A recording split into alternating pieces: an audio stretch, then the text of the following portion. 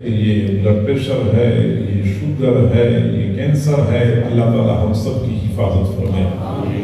روح کی بیماری کیا ہے؟ حسد ہے، کینہ ہے، بغض ہے، غیر اللہ کی محبت ہے، لالچ ہے، طمع ہے۔ یہ روح کی بیماریاں ہیں، اور ان بیماریوں کے ازالے کے لیے ہمیں اللہ والوں کی طرف رجوع کرنا پڑتا ہے۔ وہ اس میدان کے ماہر لوگ ہیں، ان کی طرف مراجعات کر کے ہم اپنی روح کا علاج کروا سکتے ہیں۔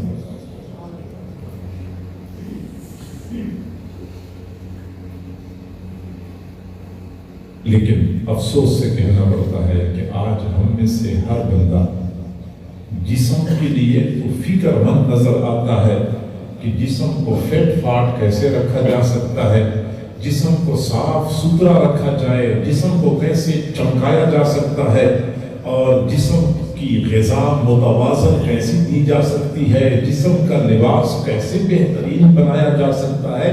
جسم کے لیے تو ہم دن رات ایک کر کے مصروف عمل ہیں، لیکن روح کی تمام تر ضروریات اور تقاضوں سے ہم یکسر غافل ہو چکے ہیں۔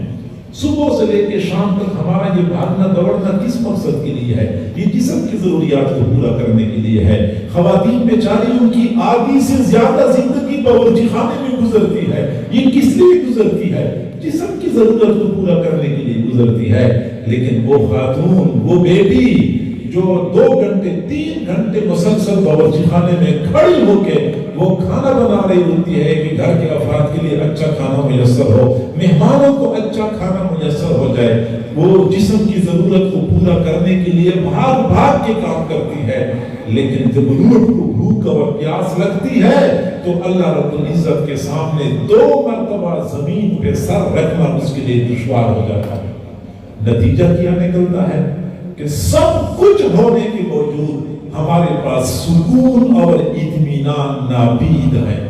کھانا اچھا، لباس اچھا، مکان اچھا، گاڑی اچھی، سب کچھ ہماری چاہت کے مطابق ہے، لیکن اس کے باوجود سکون کے لیے ترستے ہیں، ہمیں سکون نہیں مل رہا، زندگی کا اصل لطف ہمیں حاصل نہیں ہو رہا۔ وجہ یہ ہے کہ اصل لطف لباس میں ہے نہیں، زندگی کا سکون اچھی غذا میں نہیں ہے، زندگی کے مزے اچھی کار اچھی کوٹھی میں نہیں ہے۔ زندگی کا حقیقی لطف بندے کو تب نصیب ہوتا ہے جب بندے کی روح کو سکون مل جائے، بندے کی روح خوش ہو جائے تو بندہ خوش ہو جائے۔ اور اس روح کو خوش کرنے کے لیے اللہ کے ساتھ وابستگی، نماز کی پابندی، ذکر کا اہتمام، تلاوت کی کثرت، اللہ والوں کی صحبت میں جانا۔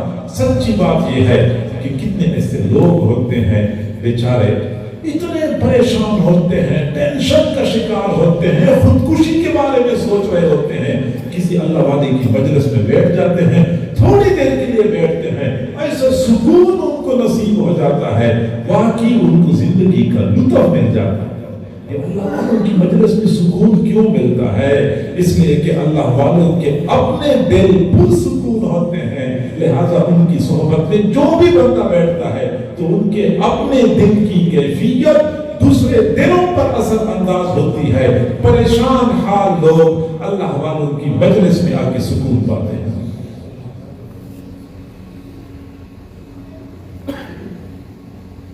اور آج اسی چیز کی ضرورت ہے، اللہ والوں کے ساتھ تعلق جوڑنا چاہیے۔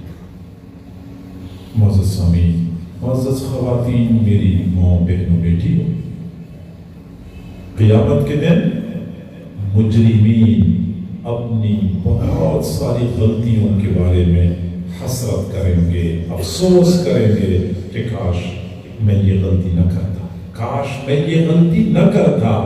ان میں سے وہ اس بات پر بھی افسوس کریں گے کہ کاش کہ میں دنیا میں نیک لوگوں کے ساتھ تعلق جوڑتا۔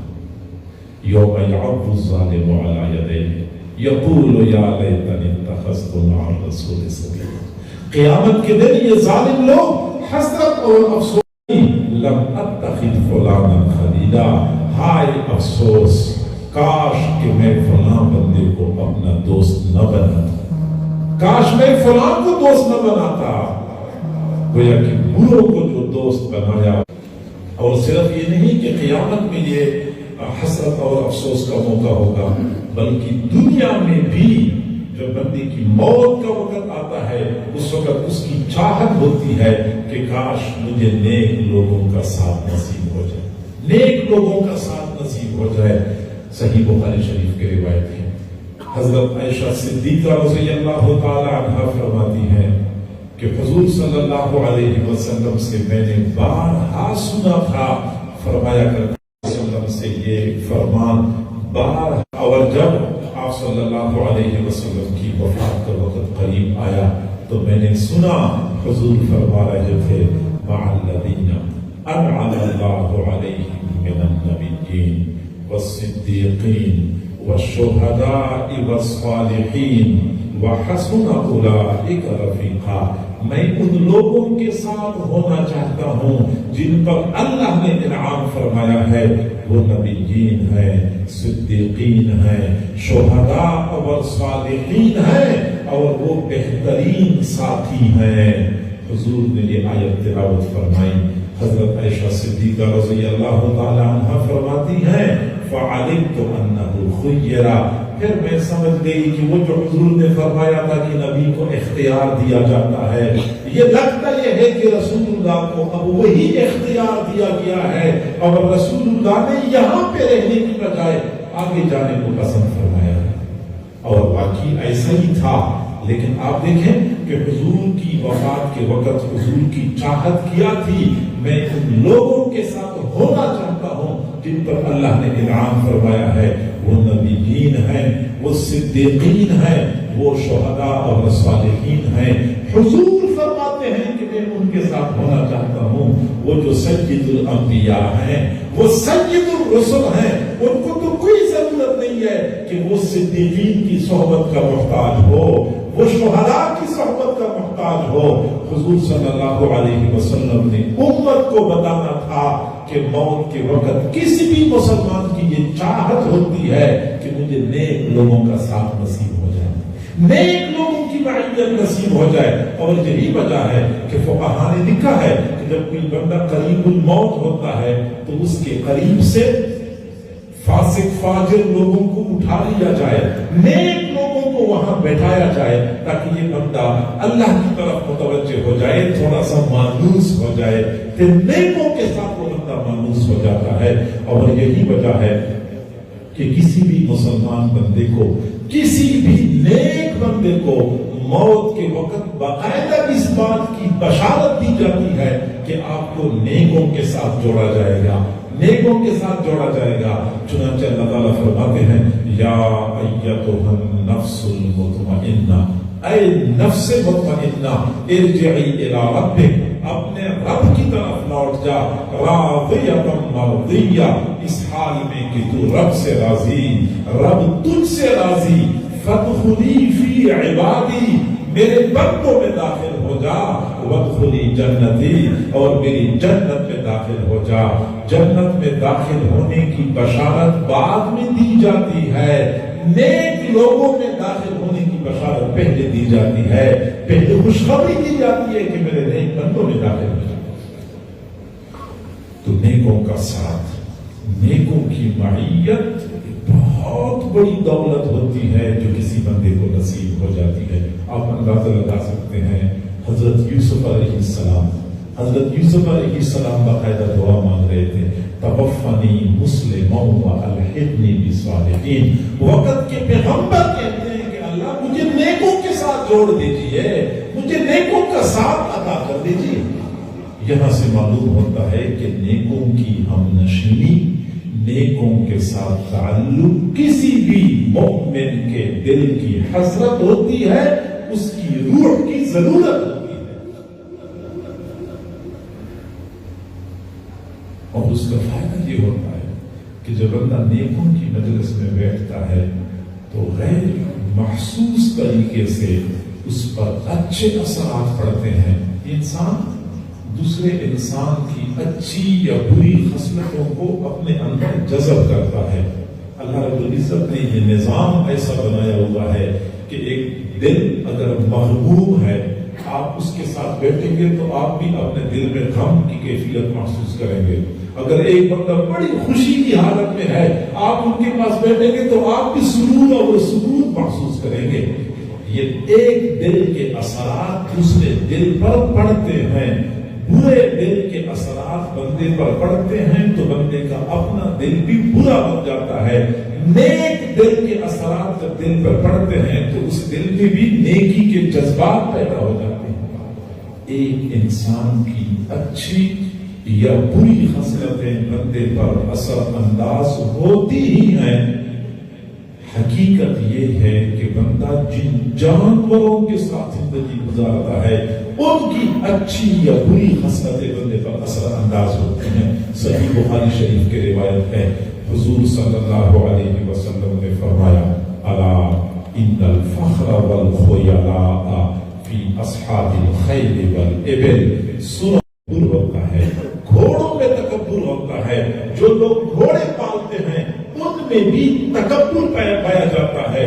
والسکینہ والوقار فی اہل الغنم، مسکنت اور عاجزی بھیڑ بکریاں قبول کرتا ہے۔ بے جان چیزوں کی بندے پر اثرات پڑتے ہیں۔ حضور صلی اللہ علیہ وسلم نے فرمایا کہ تم میں سے کوئی بندہ درندوں کی کھال کا بنا ہوا لباس نہ پہنے۔ کوئی جیکٹ ہے، کوئی کوٹ ہے، درندی کی کھال کا بنا ہوا ہے، جوتے ہیں، موزے ہیں، دستانے ہیں، درندی کی کھال کے بنے ہوئے ہیں، نہ پہنا کرو۔ درندی کی کھال پروسیس کر اور بہترین خوبصورت بنا دی، اس پر بیٹھنا ممنوع ہے۔ وجہ کیا ہے؟ وجہ یہ ہے کہ جو بندہ درندی کی کھال کا بنا ہوا لباس پہنتا ہے تو اس لباس کے بندے پر اثرات پڑتے ہیں، بندے میں درندگی پیدا ہوتی ہے۔ خوبصورت بنا دے لیکن پھر بھی اس کھال کے اندر کے اثرات بندے پر پڑتے ہیں، بندے میں درندگی پیدا ہو جاتی ہے۔ تو پھر زندہ درندے کا بندے پر کیا اثر پڑتا ہوگا، پھر انسان کے بندے پر کیا اثر پڑتا ہوگا۔ اسی طریقے سے مردوں کے لیے ریشم پہننا ممنوع قرار دیا ہے۔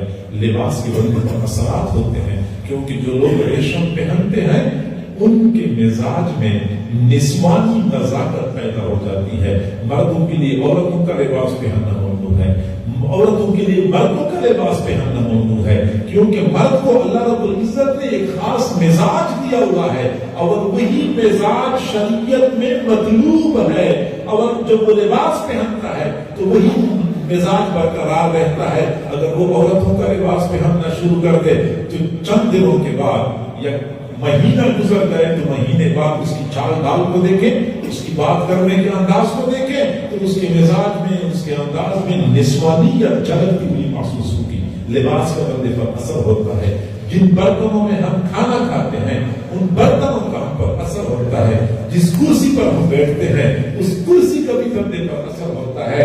ایک گھر کی دیواروں کے ہم پر اثرات ہوتے ہیں۔ لہذا جو لوگ کچے مکانات میں رہتے ہیں، کچی جھوپڑیوں میں رہتے ہیں، ان کے دل و دماغ میں کس قدر عاجزی ہوتی ہے۔ جو عالیشان محلات میں رہتے ہیں ان کا دماغ کتنا خراب ہو چکا ہوتا ہے۔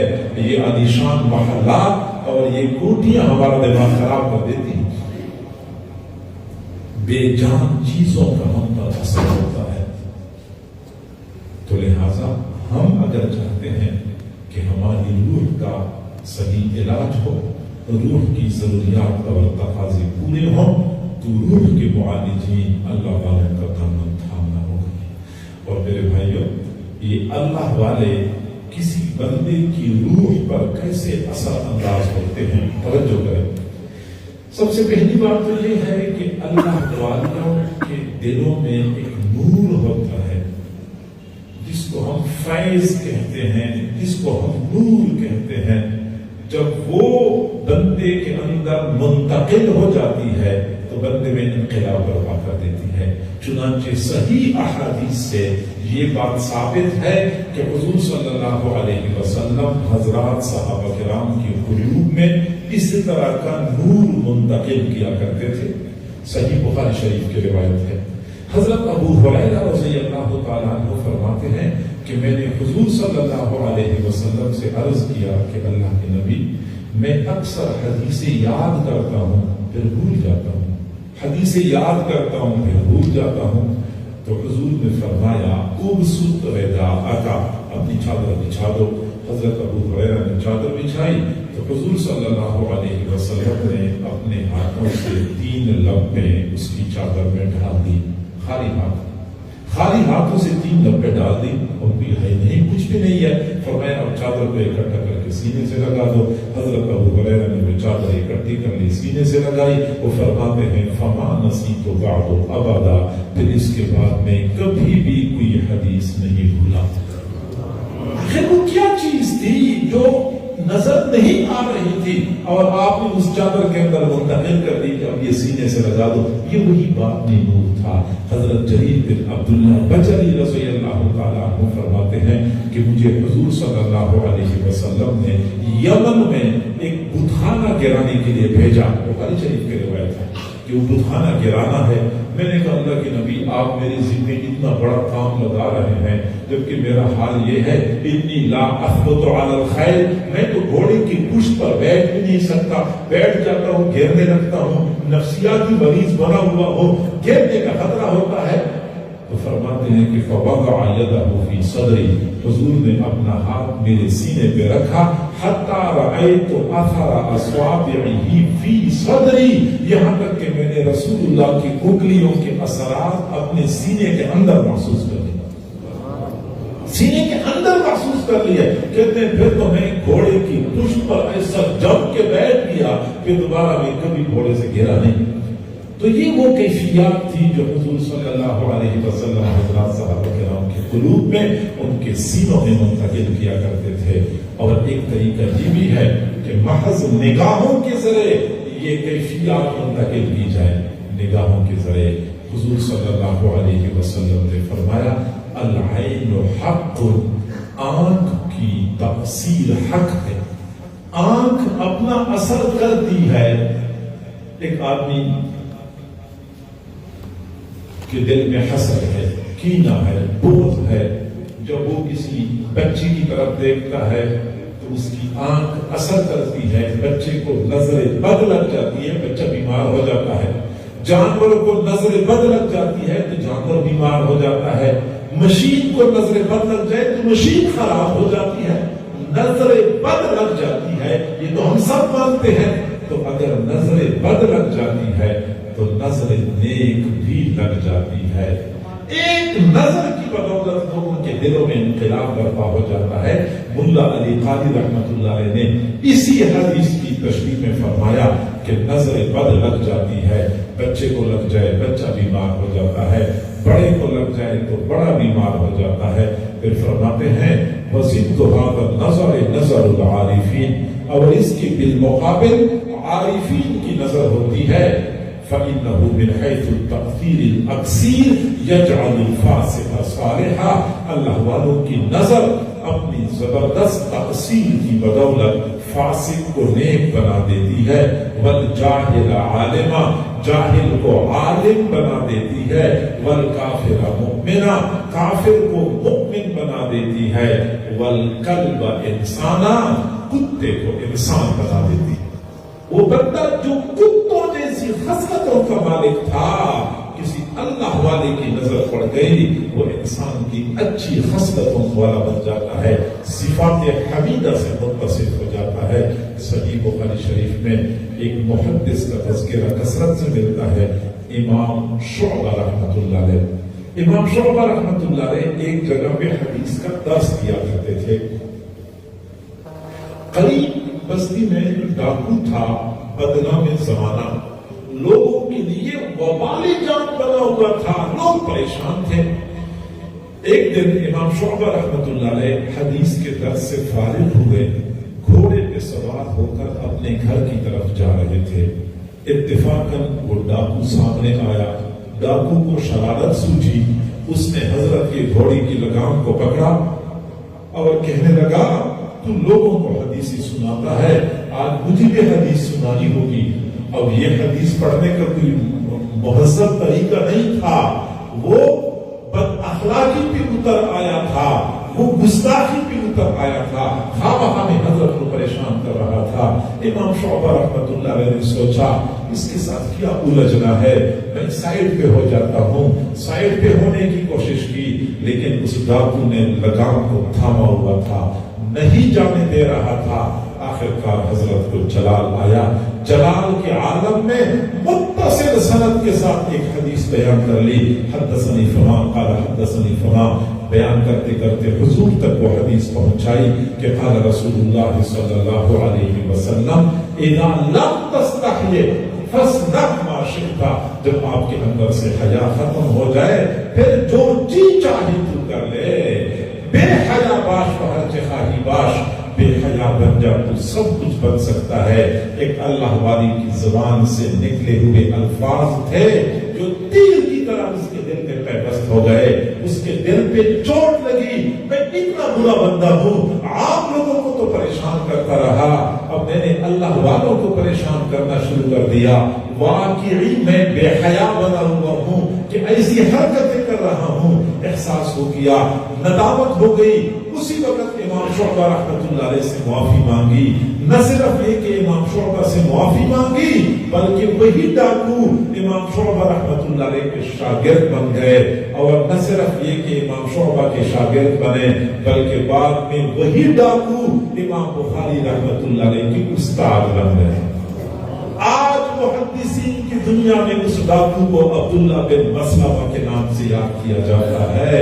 جی ہاں، ایک نظر پڑ جاتی ہے تو ڈاکو محدث بن جاتے ہیں، چور چوکیدار بن جاتے ہیں، قاتل دوسروں پر اپنی جان نچھاور کرنے والے بن جاتے ہیں، متکبر عاجزی والے بن جاتے ہیں، بخیل لوگ سخی بن جاتے ہیں، درشت مزاج نرم مزاج بن جاتے ہیں۔ اللہ والوں کی صحبت کی ایسی تاثیر ہے، جس بندے کو صحبت میسر ہوئی یقیناً وہ بندہ خوش قسمت ہے۔ فتنوں کا زمانہ ہے، مادیت پرستی کا دورہ ہے، ایسے حالات میں اللہ والوں کی صحبت کا مل جانا نعمت عظمیٰ ہے۔ ایسے حالات میں اللہ والوں کی صحبت سے فائدہ اٹھانا چاہیے۔ اللہ تعالی ہم سب کو سمجھنے اور عمل کرنے کی توفیق عطا فرمائے۔ وآخر دعوانا ان الحمد للہ رب العالمین۔ دعا کریں گے لیکن دعا سے پہلے تھوڑی دیر کے لیے ہم مراقبہ کر لیتے ہیں، اپنی آنکھوں کو بند کر لیں، اپنے سروں کو جھکا لیں، یہ تصور کریں کہ اللہ تعالیٰ کی طرف سے انوارات آ رہے ہیں، میرے دل پہ سما رہے ہیں، اور میرے دل کی ظلمت اور سیاہی دور ہو رہی ہے۔ میرا دل خوشی کی حالت میں کہہ رہا ہے اللہ اللہ اللہ۔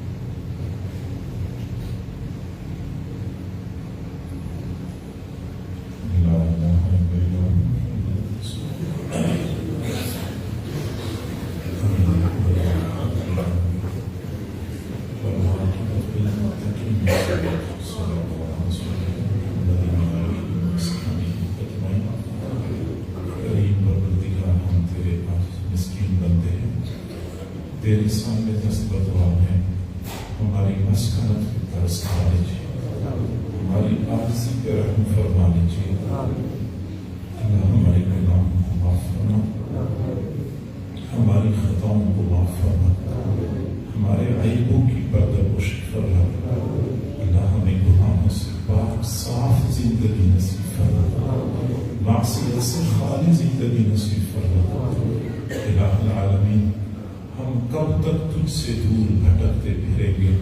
ہمیں اپنا طلب نصیب فرما، اپنی محبت، اپنی معرفت نصیب فرما۔ کریم اللہ، اے رحیم اللہ، اے حنان و منان پروردگار، اے ہمارے پیارے پروردگار، تیرے سوا ہمارا کوئی دوسرا رب نہیں، تو ہمارا رب ہے، تو نے ہمیں دینا ہے، ہمیں عطا فرما دیجیے، عطا فرما دیجیے۔ یا اللہ، اس اندھیری رات میں ہم کس قدر ضرورت اٹھائیں، کس کے سامنے ہاتھ پھیلائیں؟ تیرے در پہ گئے ہیں، خالی ہاتھ نہیں جانا چاہتے۔ اللہ خالی ہاتھ نہ لوٹا دینا، نیکی تقویٰ پرہیزگاری والی زندگی نصیب فرما۔ اپنی محبت عطا فرما، اپنے محبوب صلی اللہ علیہ وسلم کی سچی محبت نصیب فرما۔ الہ العالمین، جتنے بھی مرد ہیں یا خواتین ہیں، سب کی نیک تمناؤں کو پورا فرما۔ ہم فقیروں کے پاس دینے کے لیے دعائیں ہیں، تیرے پاس دینے کے لیے وسیع خزانے ہیں، ان کو اپنے وسیع خزانوں سے مالا مال فرما۔ وہ سب کچھ عطا فرما جو ان کی چاہت ہے یا ان کی ضرورت ہے۔ اللہ زندگی میں کبھی بے سہارا نہ فرما، کبھی بے آسرا نہ فرما، قدم قدم میں اپنے دستگیری فرما۔ بیماروں کو شفا نصیب فرما، جن کے والدین عزیز و اقارب فوت ہو چکے ہیں ان کی مغفرت فرما، جن کے گھروں میں جوان بچے بچیاں ہیں والدین کے لیے فرض ادا کرنے آسان فرما، جن کے دلوں میں چھپے ہوئے غم ہیں اللہ ان کے غموں کو ختم فرما دیجیے۔ اپنے اپنے گھروں کی خوشیاں نصیب فرما، اولاد کی خوشیاں نصیب فرما، اولاد کے دکھوں سے محفوظ فرما، گھریلو نفرتوں کو محبتوں میں تبدیل فرما، لڑائی جھگڑوں کو اتفاق و اتحاد میں تبدیل فرما، تنگیوں کو فراخی میں تبدیل فرما۔ ہماری ان دعاؤں کو اپنی رحمت سے قبول و منظور فرما۔ الہ العالمین، ہمارے جو دوست احباب اس پروگرام کا انعقاد کرتے ہیں، اس کے لیے کوششیں کرتے ہیں، اللہ ان کو اپنی شان کے مطابق اجر اور بدلہ عطا فرما، مزید ذوق شوق سے کام کرنے کی توفیق عطا فرما۔ ہماری ان دعاؤں کو اپنی رحمت سے قبول و منظور فرما۔ وصلی اللہ تعالی علی خیر خلقہ محمد وآلہ واصحابہ اجمعین، آمین برحمتک یا ارحم الراحمین۔